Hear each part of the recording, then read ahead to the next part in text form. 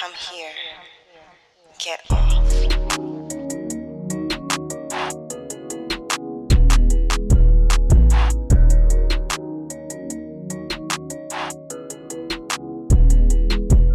Welcome to this week's episode of The Turn On. We are going to read from Benefriends by Chencia C. Higgins, written in 2019. So sit back, relax, get your wine, get your weed, get your whatever you need, and enjoy.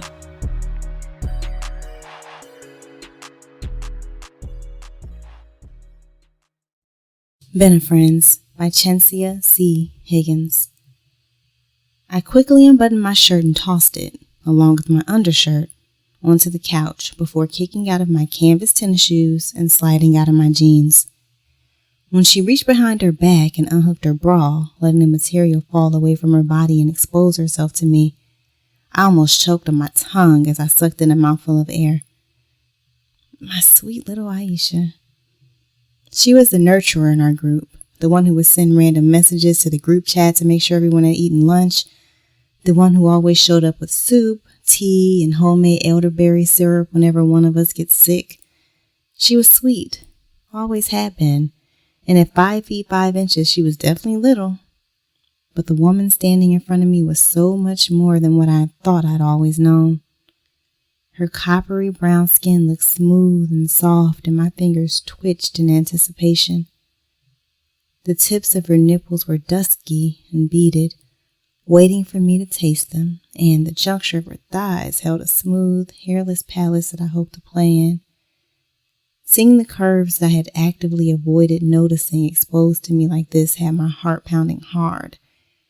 Anxious, I stood and quickly disrobed, dropping the last of my clothes into a haphazard pile on the floor near the sofa. Then I stood there, mouth ajar, as I observed the vision in front of me. Naked as the day she was born, Aisha stood confidently with her hands on her plush hips and allowed me to get my fill of her beauty. And she was beautiful. Aisha was about 3 shades darker than my warm brown hue, but even in the low light from her ambient floor lamp, her skin glowed. The curves of her round body made my mouth water, and I wondered how I've been around this fine-ass woman for all these years and been unaware. "Sit down," she commanded in an authoritative voice I didn't recognize, causing me to instantly take a step back, dropping down to her couch the moment the backs of my calves hit the cushions. My legs fell open naturally, and when her eyes fell to my lap and stayed there, my dick twitched of its own accord. She stalked toward me slowly, a lioness with eyes on her prey. When she reached me, she climbed into my lap and leaned into me, straddling my hips and crushing my dick between our bodies. A hiss sounded low in my throat as she trailed the pointy tips of the painted nails on her right hand up my chest until she reached the base of my neck. My palms itched with a desire to put my hands on her, but I wasn't sure if I should, if she even wanted that. "Touch me." I didn't hesitate. Both hands came to her back, caressing the soft skin there before I was unable to help myself, and I gripped the round globes of her ass, massaging the cheeks indulgently. Her hips flexed in my lap, and suddenly the scent of her arousal engulfed my senses. Shit. That hot, musky aroma was calling to me. I wanted to taste her, to eat her pussy until she cried my name, and then climb inside of her and fuck the shit out of her right then, but this was her show. I told her I'd let her fuck me, and that meant I had to sit here and let her do her thing. Thankfully, I didn't have to wait too long. She leaned back and wrapped her short fingers around my dick. I knew it. You have such a beautiful dick, Shad. Her eyes were between us as she murmured the compliment. I felt my face warm and my dick harden to near granite in her palm simultaneously in response. "It's nice and long, just like you." My hips jerked forward involuntarily and my teeth grazed my lip as a groan slipped out of my mouth. Within seconds, she was pulling a condom from some unknown place, ripping it open with her teeth and sliding it onto my dick. Then she raised up one leg and angled my dick underneath her pussy, catching my eye before she slid down smoothly, impaling herself on me. Shit, Ish, damn! I swore as her wet warmth swallowed me whole and gripped me tight, and I dug my fingers into the flesh of her ass. Aisha's cushy walls were vibrating around my dick, and my head flopped back against the couch as I tried to get some control over myself. Fuck, Shad, you feel so good. Not yet moving, she squeezed my dick with her pelvic muscles. Lifting my head, I met her eyes, the low, lusty look in them impossibly turning me on even further. Come on, girl, I gritted in a strained voice. You supposed to be fucking me. Don't just sit on it, ride this dick. I couldn't help but punctuate my command with a sharp slap to one of her cheeks, grinning when she gasped sensually, leaning into the sting instead of crying out against it. Digging her knees into the cushions on either side of my waist, she lifted and lowered her body above me over and over again in a pace too slow for my liking. Resisting the urge to grab her hips and assist with her momentum, I trailed my fingertips up and down her spine, causing her back to concave, which pushed her titties right into my face. Well, shit. That was equivalent to dangling a steak in front of a starving dog. Bending my neck, I captured a nipple between my lips and licked and sucked on it before moving to the other one, tugging it gently with my teeth. Aisha moaned and leaned into me, damn near smothering me with her titties as she grabbed the sofa on either side of my neck and dropped her head into my shoulder. Just as she started an insufferably slow grind in my lap, she faced me and began to lick and suck on my neck. Her tongue touched a spot that must have been above a direct line of my dick because I thrust up into her unconsciously. What the hell was that? It felt like an involuntary reaction, like when I used to go to the doctor when I was a kid and he would tap my knee with that small rubber hammer. She licked again and I thrust a second time, and then she covered the spot with her mouth and sucked hard as she ground down on me and flexed her pussy on my dick.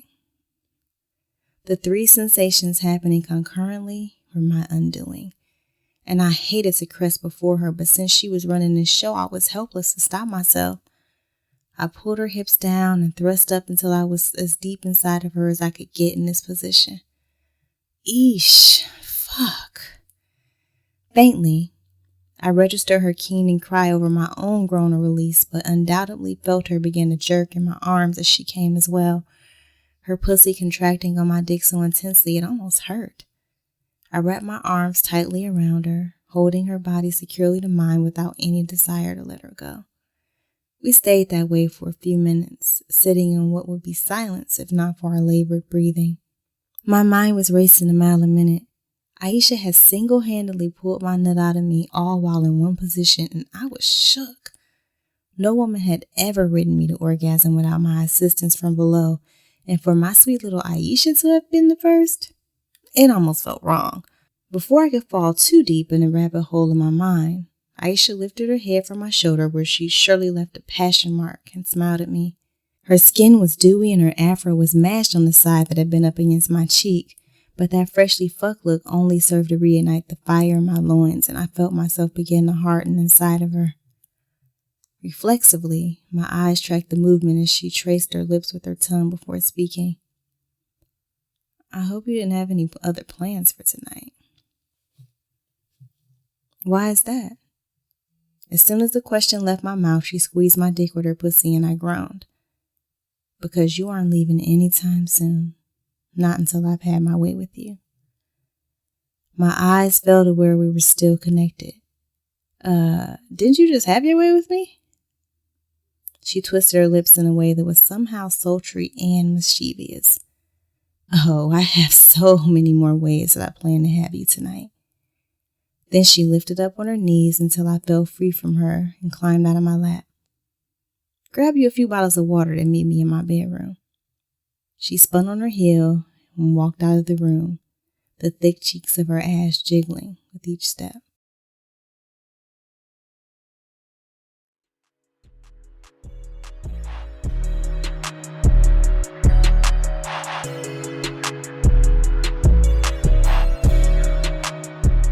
So welcome back. That was Benefriends by Chencia C. Higgins, written in 2019. Kenrya, thank you for that lovely reading. You're welcome. Alrighty. So how about you provide a little synopsis of the story? So in Benefriends, we first meet our protagonist, who is Shad, which is interesting for us because most of the books that we do on the show actually don't have a male as the lead protagonist.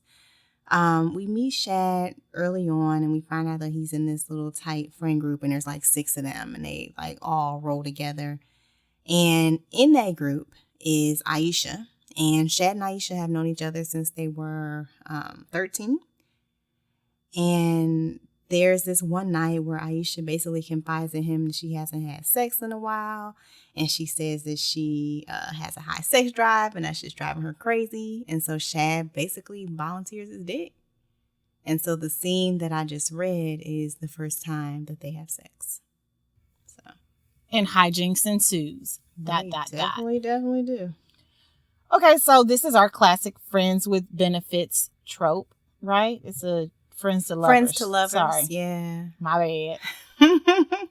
But it does start as a friends with benefits kind of a situation for sure.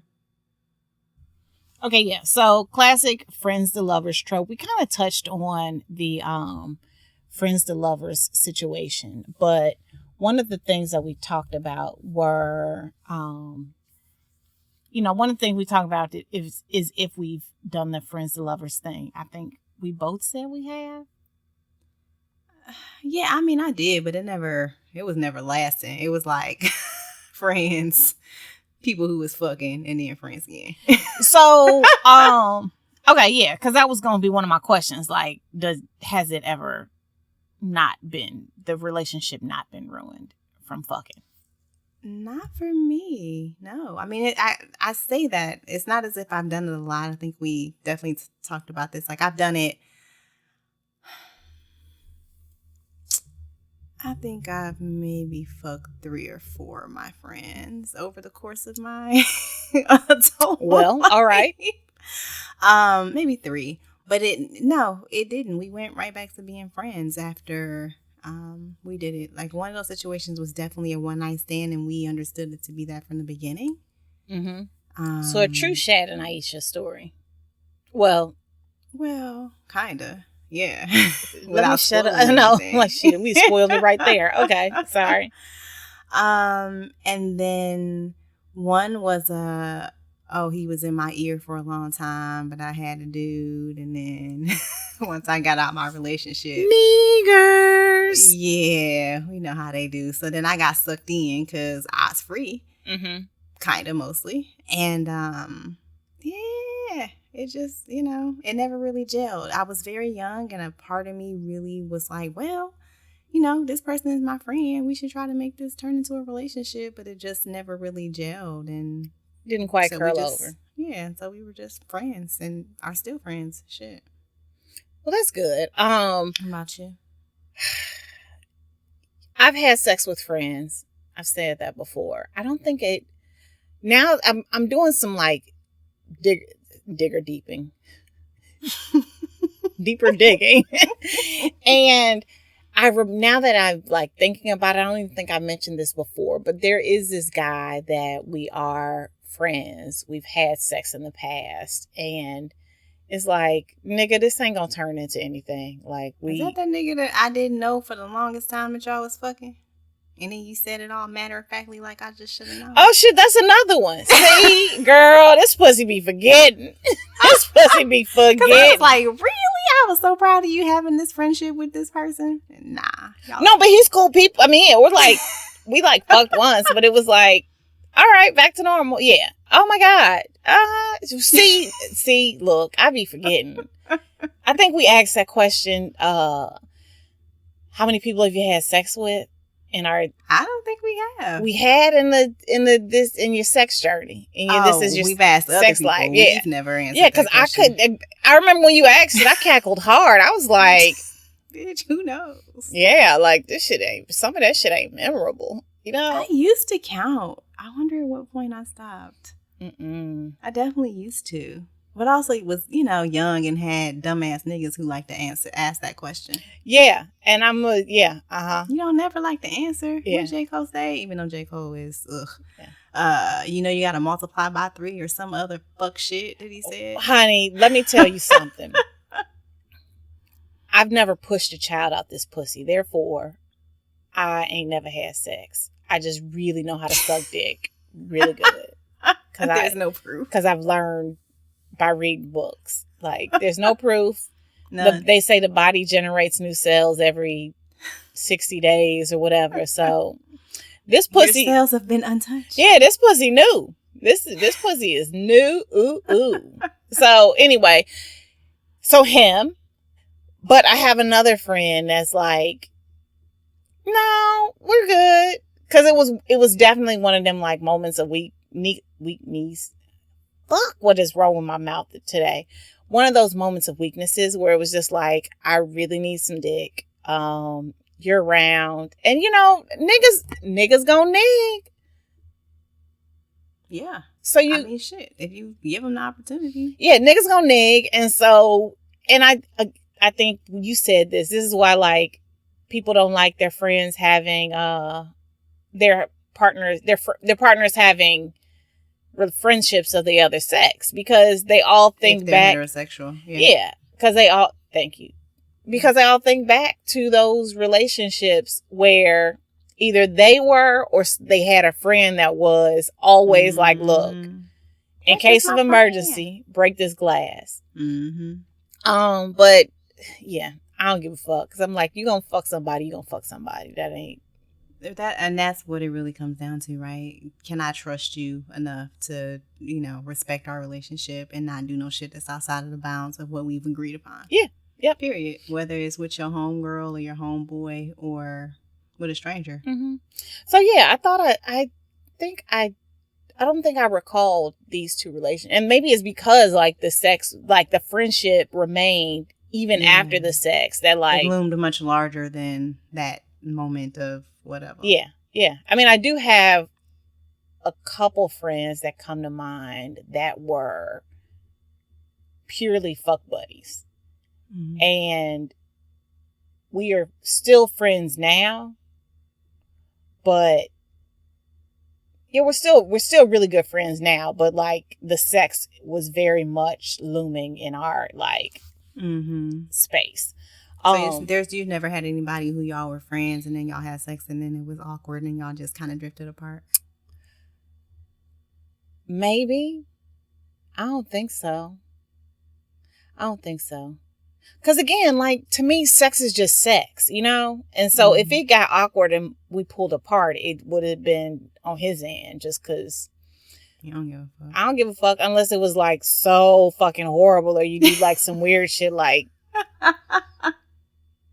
shoot cream cheese, shoot like, cream cheese out your ears when you come or something. And I'd be like, okay, this is weird. I've got to go. Or you can eat cream cheese. I don't know. Let's not talk about cheese and fucking. Please. Okay. Let's just for the culture. Whatever that means.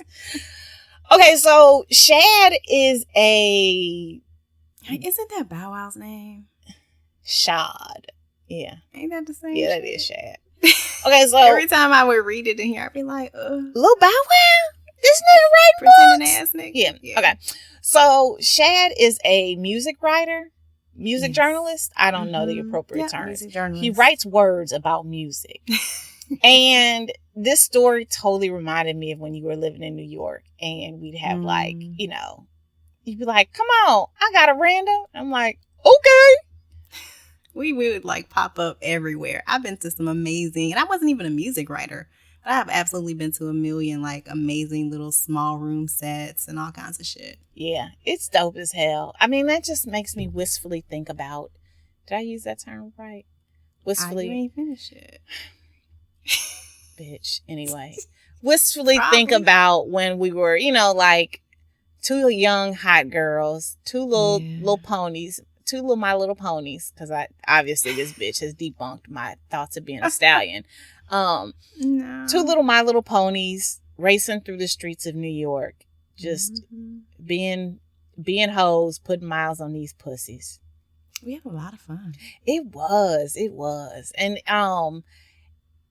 does that still happen? I mean, I guess that does still happen in the industry where people get invited to free shit and that kind of thing. Yeah. I mean, that's kind of how it works, right? Like, you invite media folks like me to your shit in hopes that I'll write about it and talk about it and whatever. Mm-hmm. But I mean, so we were doing it like in the early 2000s when the economy was coming out of recession. Starting in 03? No, it was before recession, right? It was before recession. It was before, yeah. And so I was in New York in 03. Niggas was living high because I remember I was doing commercial real estate at that time. Mm-hmm. And the free shit that they give you, the shit that they offer you, we would go to events and they'd like be like doing a drawing for a car.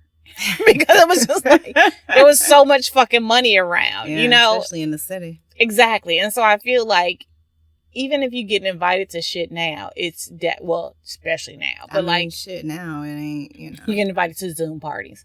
But even if you're getting invited to shit now, it's very different from when we were doing it because, you know. Probably. I mean, it's crazy because I don't really live that life. It feels like a whole nother, like, trips to other countries and Sundance, like, villas. Yeah. With like movie screening passes and 3 meals a day at fantastic restaurants. And man, it was like a lifetime ago. Car service every fucking day. I miss a good car service.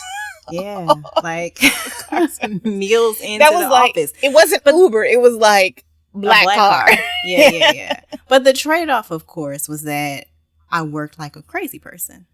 Yeah. Like, the reason that there were meals was because they didn't want you to leave the office. Yeah. Exactly. I mean, but I think that there's joy. I don't know if joy is the right word, but there's fun in that when you're fucking 22, 23. It's just when you hit like 25, 26, you're like, okay, this shit ain't for my old ass no more, you know? Yeah, I always say New York is definitely a city, and especially my industry, is like a time in a city for the very young. Mm-hmm. I definitely lived there and did that whole thing right when I should have. I think I was like 22 or somewhere around there, and so that worked. And then by the time a bitch hit 29, it was time to go. You feel like a grizzled old bird, like, when I was your age. Yeah. So, I the fuck out. Okay, so also, I love the group dynamics of this friend group. So it's 6 people. They're both male and female. And they I think it's a monthly gathering or something. Yeah, they get together every month. I just love the rituals in that. And especially now as we're like living in lockdown, living La Vida lockdown. Living La Vida lockdown. Wouldn't be without the singing. I know. You can mark that on your bingo card. So I really like that. And like now that we are kind of stuck inside the house, I'm realizing that there's so much value in that. Yeah. And what I liked about Shad, the story opens with his homeboy trying to get one of his homegirls. Yes. He was like, come on, man, let me go. And I thought it was dope as hell that Shad recognized, like, nah, this is a safe space. This bitch would fucking kill me if I brought your thirsty ass. Exactly. Your lecherous ass. Did I use that word right? Yes, ma'am. Your lecherous ass on into the group when we're supposed to be having a good time. Relaxed time, yeah. Yeah. So I thought that was really cool. And I just love the rituals of like getting together periodically and somebody, you know, like somebody brings the drinks. This is what we're doing, that kind of thing. Well, it made me think of what we used to do, like I guess we were a little older by the time we started really doing that because everybody was kind of partnered. But remember when we used to get together at one of our friends' houses and my house on a regular basis and like drink and make and have dinner together and all of that shit? Yeah, that's nice. And I think we're doing it now just in a different iteration because we have kids and that kind of thing. It's a little difficult. It's a little difficult because like my kids of a certain age and a boy and other people have kids that are younger or, different interests. My kid is definitely a nerd. He ain't trying to go play football in the back with nobody. Not like he would have anybody of his age or anybody to play with, but you get what I'm saying. Mm-hmm. So it makes it a little more difficult. And actually now our relationships are like, get me the fuck away from this husband and kids. So the shit we do is like, dope, y'all niggas can't come. Stay at home. Bye. I'm act like I don't even fucking know you. Right? Yeah. It's an evolution of friendship. It is an evolution. One of the things they talked about as a group was sex on your period. Oh, I forgot about that. Running red lights. Dipping your French fry in ketchup. I know. Yeah, I definitely had a guy that was like, I like dipping my fries in ketchup. I was like, carry the 1 minus the 3. Oh shit. I'm interested. Why did he say he liked it? Well, I think it was just more one of them like, I don't give a fuck. Yeah, like I don't give a fuck. Like, yeah. Not necessarily, call me when it's on. Oh, okay. But that's how I know I'm about to start my period. When I get horny. Oh my God. I am a fucking horn dog. I'm like humping door jams and like looking at pillows like, that pillow got a fat ass. I've never been that person. But probably because I have so much pain associated with my periods, there's no room for that. Oh, girl. Yeah. I be because I start hurting before my period actually even starts. That's how I know things are about to pop off. Yeah. No horniness for me. Just pain. Haha. You fuck on your period? No, because pain. Oh, because of pain. Yeah. I've done it one time.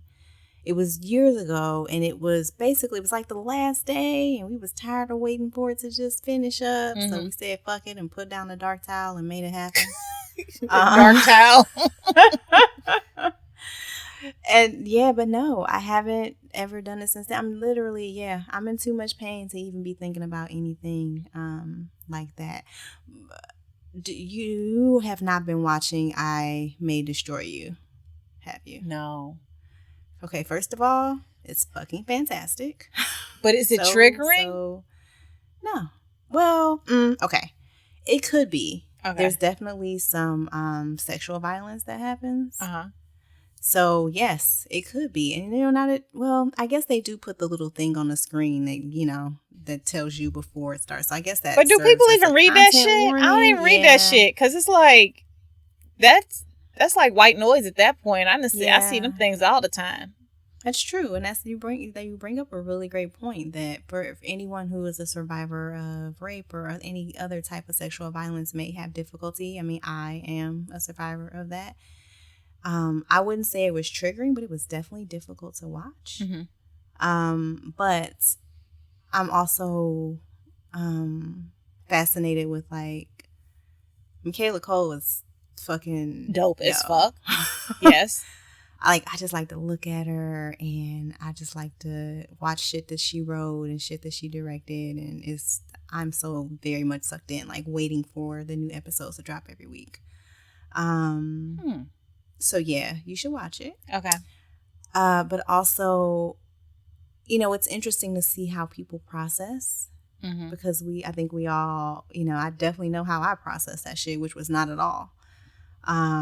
So to see the differences in how people respond to certain situations is really fascinating to me. I think it's a fantastic show, but it would probably be better to know what you're coming into, because I did not at all. Okay. So how does this relate to fucking on your period? Oh, because there's an episode. Thanks, bitch. Bring it back. Bring it back. I'm like, if we're going to go down this hole, let's have a payoff. Sorry. In one of the early episodes, her character is with someone and they want to have sex, but she's on her period. And he's like, I don't give a fuck. Let's go. Let's try, is what he says. But then there's like a blood clot situation. But what's crazy is it wasn't like he wasn't grossed out or anything, but he was fascinated by And his fascination with the blood clot freaked her out and made her quit. Well, and that's the thing. Like, I always say, pussies are like little warm, moist pockets. Mm-hmm. Like, there's a lot that goes on in there.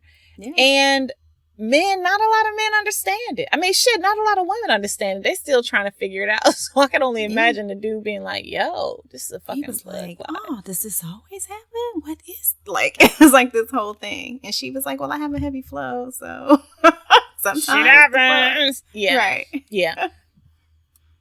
So yeah, that's where that was going.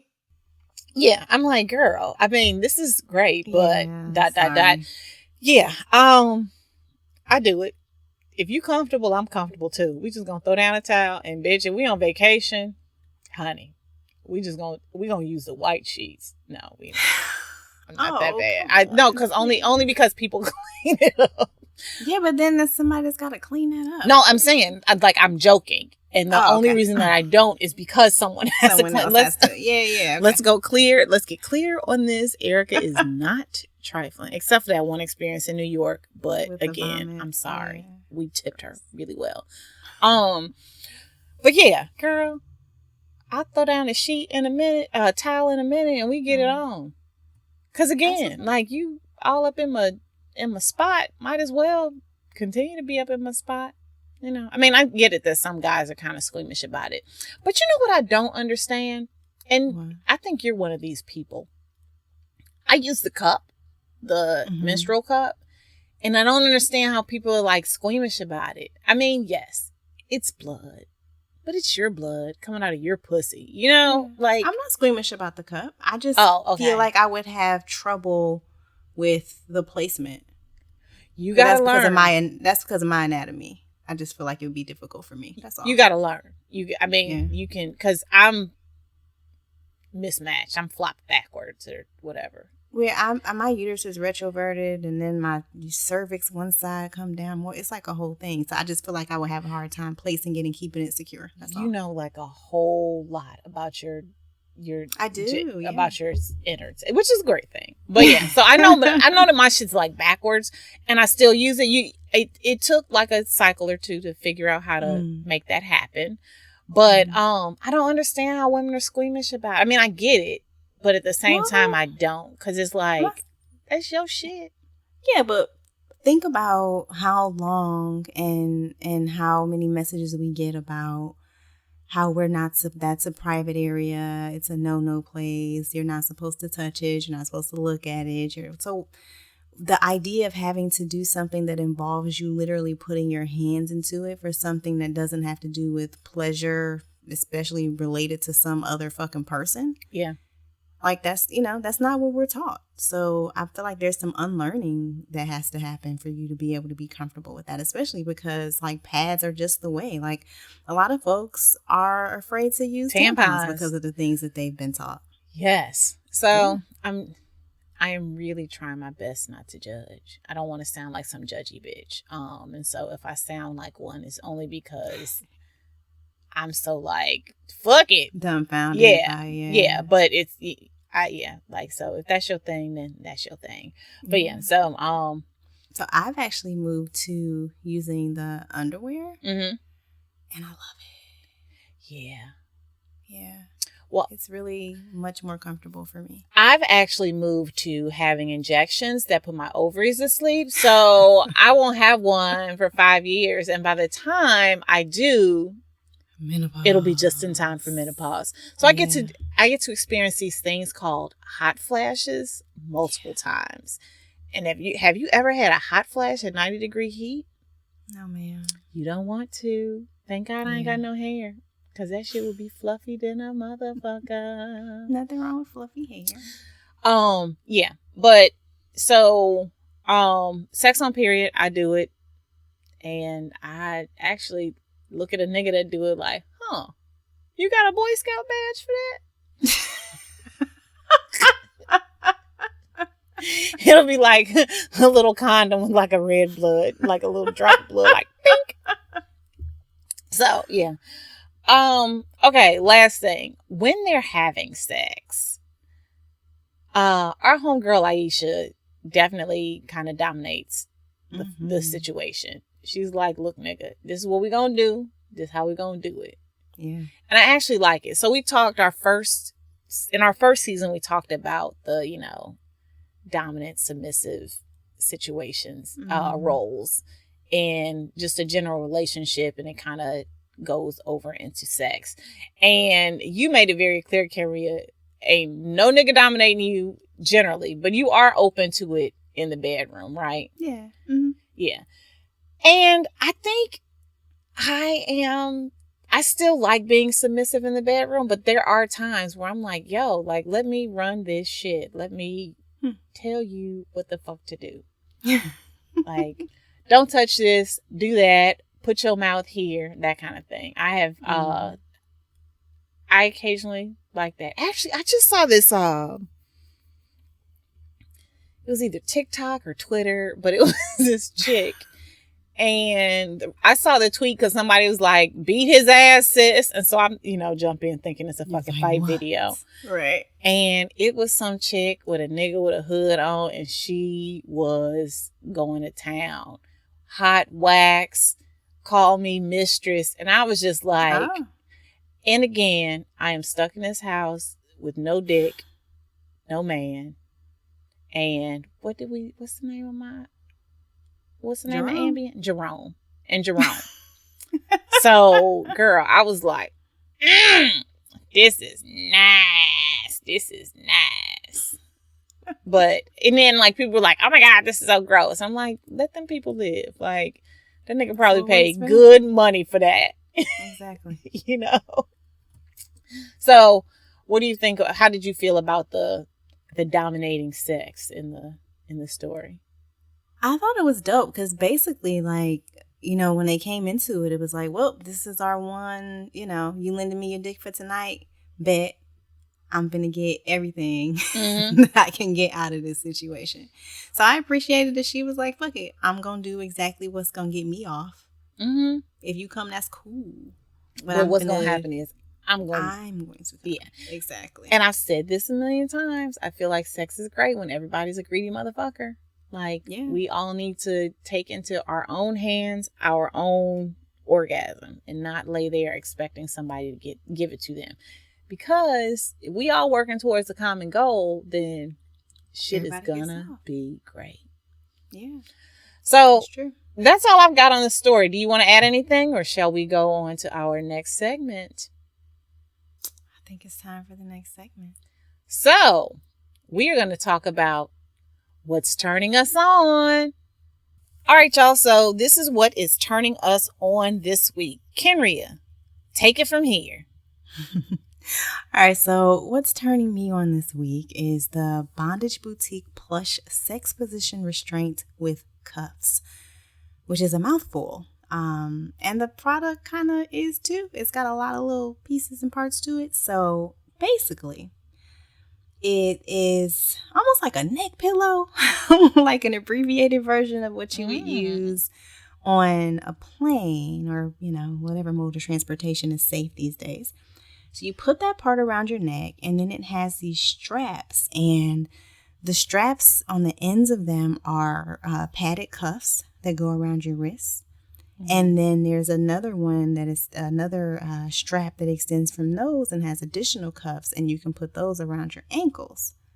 So you can use it if you're on your back and it holds all four of your limbs up in the air using like just the force of gravity. Physics. Yes. You can also use it if you're on all fours. It holds your ankles up in the air. Yes, ma'am. Oh, I was only thinking on the back, but yes. Yeah. So it's really good what has worked best for me using it is being on a bed or other surface that actually puts you at a good height for, fucking. Because if it's too low, it's kind of hard to get the full use of it because it works best for me when my partner is standing. And can then, access everything. So it makes visibility really good. That's my I'm drawing a picture of my, Keeps everything up and out of the way. And honestly, it kind of minimizes the amount of energy you have to expend in those positions. And it's also really comfortable on your neck. So even though everything is kind of anchored there, it's a super Bitch, I'm about to pillow. order this tonight. Yeah. And I ain't even fucking really like fucking that. dope. Okay. Yeah, it's really, really, really dope. And you could use it like for actually having, penetrative sex, but you could use it if your partner's using a toy on you and wants to be able to get a really good view and you want to be able to see too, because a pillow raises your head a little bit. Like, you could use it in combination with a wedge. I'm sorry, I'm so excited. Because, here's the thing. A bitch getting old, I need assistive devices. Mm-hmm. I hate to say that. It holds everything up and just, it's really honestly comfortable. Like that plush ass pillow is really doing the business. Yeah. Okay. Well, I will be using the link that's found in this, that we're going to provide to purchase said sex set. That is pretty dope as hell. Okay. Yeah, and it was pretty inexpensive too. Yeah. Okay. Well, but totally worth the investment. That is turning me on too, and I ain't even used it. Hey. Alrighty. Well, that wraps up this week's episode of The Turn On. This is Erica and Kenrya, your two favorite hoes. Hey. Making it clap. Making it clap. God damn it. Bye. It's impossible. This episode was produced by us, Erica and Kenrya, and edited by Ballistic. The theme music is from Brazy. Now you can support The Turn On and get off. Subscribe to the show on your favorite podcast app. Then drop us a 5-star review and you'll be entered to win something that's turning us on. Post your review and email a screenshot to us at theturnonpodcast@gmail.com to enter. Our Patreon page is also live. Become a supporter today and access lots of goodies, including 2-for-1 raffle entries. Don't forget to send us your book recommendations and sex and related questions. And follow us on Twitter at The Turn On Pod and Instagram at The Turn On Podcast. You can find links to books, merch, transcripts, guest info, and other fun stuff at theturnonpodcast.com. Thanks for listening, and we'll see you soon. Holla!